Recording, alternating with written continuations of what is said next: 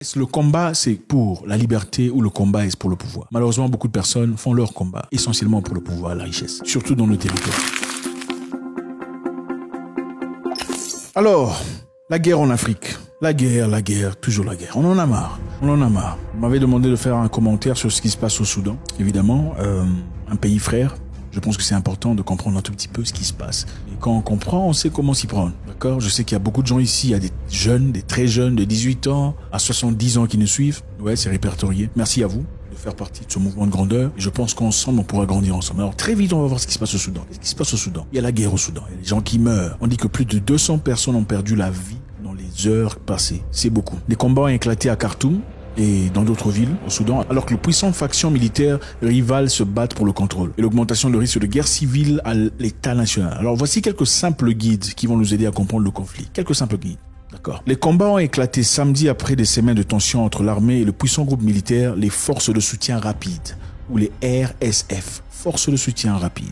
Les deux groupes étaient alliés. Ensemble, ils ont pris le pouvoir lors du coup d'État en 2021. Mais les tensions ont augmenté au sujet de l'intégration proposée des RSF dans l'armée. Donc l'armée et le groupe de RSF ont travaillé ensemble pour prendre le pouvoir et finalement, il fallait intégrer les RSF dans l'armée. Et c'est là que les combats ont éclaté. La question clé est de savoir qui contrôle et qui sera le commandant en chef de l'armée pendant une période d'intégration. Alors, il y a deux personnes grandes, deux personnes des générales, deux personnes en tête de deux groupes, c'est-à-dire l'armée et les RSF.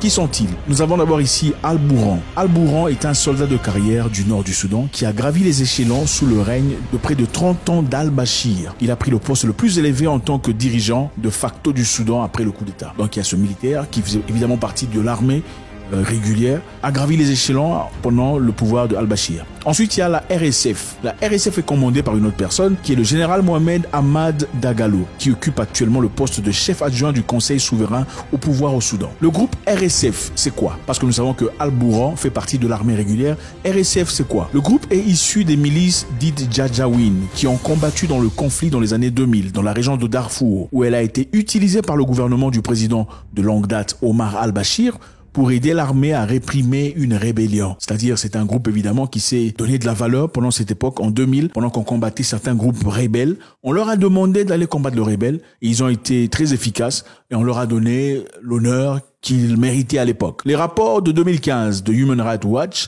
a décrit que ces forces sont comme des hommes sans pitié. Donc les RSF sont des hommes sans pitié. Au fur et à mesure que le RSF devenait plus important et que son rôle dans les affaires de sécurité du pays augmentait, les intérêts commerciaux de Dagalo qui est le chef de RSF, prospéraient avec l'aide d'Al-Bashir, qui était le président de la République à l'époque. Sa famille élargie ses avoirs, des mines d'or, d'élevage et d'infrastructures. Donc le général de RSF, Dagalo, s'est enrichi à travers Al-Bashir, le président à l'époque. Évidemment, quand vous aidez un président à rester au pouvoir, peu importe votre nature, bien que vous soyez une personne sans pitié, comme on le décrit, vous enrichissez votre famille et vous-même par la même occasion. La question est, quand Dagalo a-t-il pris le poste haut niveau au gouvernement?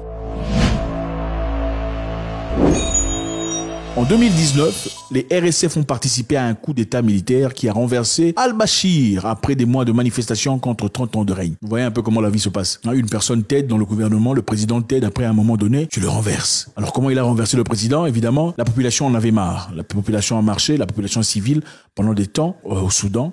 Et après, ils ont saisi l'occasion, c'est-à-dire les militaires ont saisi l'occasion.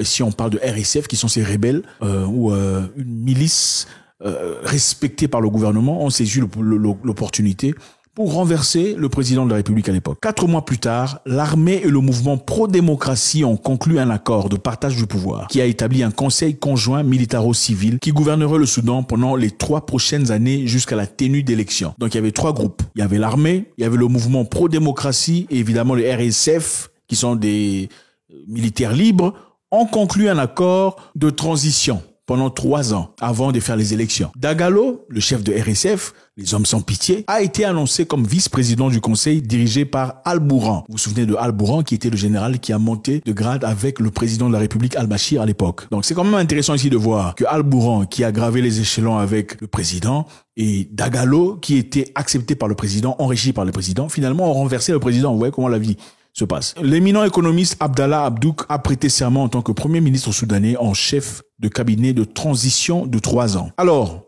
en octobre 2021, le RSF, ce groupe des enfin des militaires que vous comprenez, qui sont sans pitié, ont participé à un autre coup d'État avec l'armée cette fois-ci, stoppant la transition vers un gouvernement démocratiquement élu. Ils ont stoppé cette même transition où ils étaient ensemble, ils faisaient part. Il y avait eux, je vous rappelle, il y avait l'armée, il y avait les RSF et le groupe démocratique qui travaillaient ensemble. Alors l'armée et les RSF ont renversé cette transition pour prendre le CR du pays. Cette décision a déclenché des nouveaux rassemblements de masse en faveur de la démocratie et à travers le Soudan qui se poursuivent jusqu'à aujourd'hui. Donc beaucoup de gens sont fâchés évidemment. Pourquoi est-ce que vous avez encore fait un coup d'État? Parce qu'évidemment le coup d'État qu'on avait fait précédemment c'était contre Al-Bashir. Al-Bashir n'est plus. Il y avait l'armée, il y avait les RSF et le groupe démocratique. Maintenant l'armée et les RSF ont renversé le groupe démocratique pour faire un truc à eux. Maintenant, quelle est la source de tension entre l'armée et le RSF? L'armée et les groupes pro-démocratie ont exigé l'intégration des RFF dans les forces armées régulières.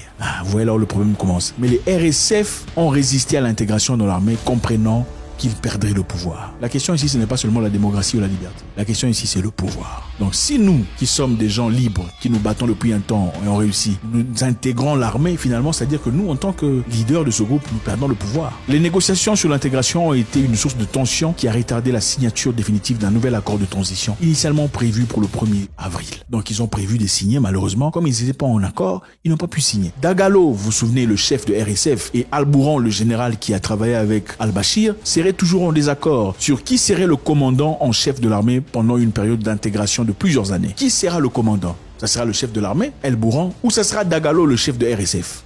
C'est toujours question de pouvoir. Ils ont déclaré que le commandant devrait être le chef de l'état civil, une situation que l'armée rejette. Les RSF préfèrent que le commandant soit une personne civile, pro-démocratie, et l'armée rejette. L'armée préfère que ça soit une personne militaire. Maintenant, c'est très facile de penser comme ça, parce qu'une histoire, ça n'a pas toujours une seule couleur. Il y a plusieurs couleurs. Il y a aussi une autre couleur. Vous vous souvenez, il y a un moment, la Russie est venue au Soudan pour demander des faveurs. Pas nécessairement des faveurs, c'est-à-dire des échanges. La Russie a demandé à ce qu'on intègre une force navale russe au Soudan, en tout cas aux côtes du Soudan. Et en retour, la Russie donnerait au Soudan des armes. En plus, essaierait de combattre, de lutter à côté du Soudan pour que les embargos sur les armes au Soudan soit levé. L'accord sur la base navale russe au Soudan est en cours depuis 2019, lorsque les deux pays ont signé un accord accordant à la marine russe l'accès au port soudanais. Cependant, l'accord a été rendu public en 2021. C'est un accord secret depuis 2019, souvenez-vous. Mais en 2021, l'accord a été rendu public. Vous savez, beaucoup de choses, quand ils sont gardés cachés, personne ne peut attaquer ça. Même votre vie personnelle, quand elle est cachée, on ne peut pas détruire. Votre business que vous créez, quand c'est caché, personne ne sait, on ne peut pas détruire. Mais quand on comprend, il est venu avec une voiture, donc il a commencé le commerce de voitures. On va voir l'immigration, on va voir les taxes, on va accuser pour qu'on vous fasse tomber. Alors cette histoire était déjà en accord, signé depuis 2019, il n'y avait rien. Ce n'est qu'en 2021 qu'on en a parlé. Cet accord a été signé sous l'ancien gouvernement de Salut National. Nous négocions une éventuelle révision pour nous assurer que nos intérêts et nos profits sont pris en compte, a déclaré le général Othman à l'époque. Donc ils étaient en négociation. L'accord a déraillé après le coup d'état militaire en octobre 2021. Quand RSF et l'armée ont fait tomber le gouvernement, l'accord a déraillé. Le Soudan étant sans parlement depuis 2019, après qu'un soulèvement populaire a conduit au renversement militaire et l'autocrate de longue date Omar Bashir. L'approbation parlementaire est nécessaire. Le Soudan n'a pas de parlement pour l'instant. Pour ratifier l'accord sur la base militaire, ont noté les chefs militaires soudanais. On a besoin d'un parlement pour ratifier cet accord. Mais depuis 2019, il n'y a pas de parlement au Soudan. L'accord permettrait à la Russie d'établir une base navale jusqu'à 300 soldats russes, jusqu'à 4 navires de marine, y compris des navires à propulsion nucléaire dans le port stratégique du Soudan. Ça donnerait à la Russie beaucoup de force dans ce point-là, ok? Et là, évidemment, en retour, la Russie apporterait beaucoup de choses au Soudan. La base assurerait une présence permanente de la marine russe en mer Rouge, dans l'océan Indien, et elle épargnerait à ses navires de longs voyages pour atteindre la zone en cas de difficulté, en cas de guerre. La nouvelle base atteindrait les supports de projection de puissance fournis par l'installation navale russe.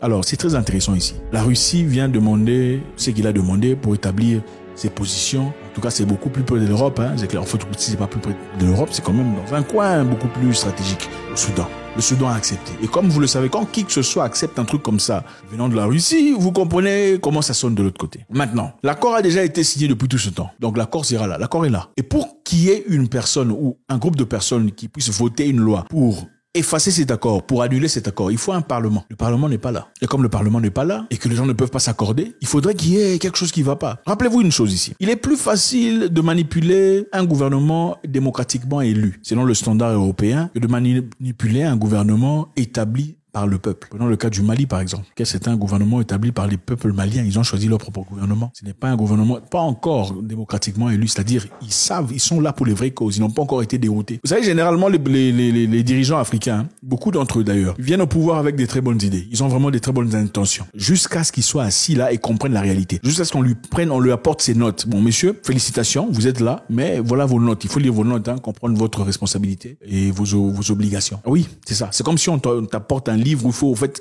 c'est à partir de là que tu vas travailler. Si tu déroutes là, sans le dire, tu vas voir la réalité. Il y aura certainement une autre personne qui viendra te remplacer très vite. Maintenant, c'est beaucoup plus difficile de gérer des gens tels qu'ils sont dans cette position. En plus des difficultés religieuses, des différences qu'ils ont entre eux sur le plan religieux, il y a aussi cet aspect-là qu'on ne peut malheureusement pas manipuler. Quand c'est l'armée, quand ce n'est pas les civils. Alors il faut obligatoirement accélérer le fait qu'il y ait un parlement démocratiquement élu selon l'Ouest. Quand on dit démocratiquement élu selon l'Ouest, c'est-à-dire que c'est l'Ouest qui a instauré les dirigeants. Et avec eux, évidemment, quand on vous plante au pouvoir, on peut facilement négocier avec vous. Vous demandez de carrément effacer ce contrat qui a été signé par les Russes, peut-être, entre parenthèses, ou faire ABCD. Maintenant, ce qui se passe au Soudan est très particulier. Et ce sont des choses qui arrivent très souvent. Le Soudan a ouvert sa porte à la Russie. Et ça, c'est une guerre déclarée contre beaucoup de personnes. Encore une chose à retenir ici, c'est le combat. Est-ce le combat, c'est pour la liberté ou le combat est pour le pouvoir? Malheureusement, beaucoup de personnes font leur combat essentiellement pour le pouvoir et la richesse, surtout dans nos territoires. God bless.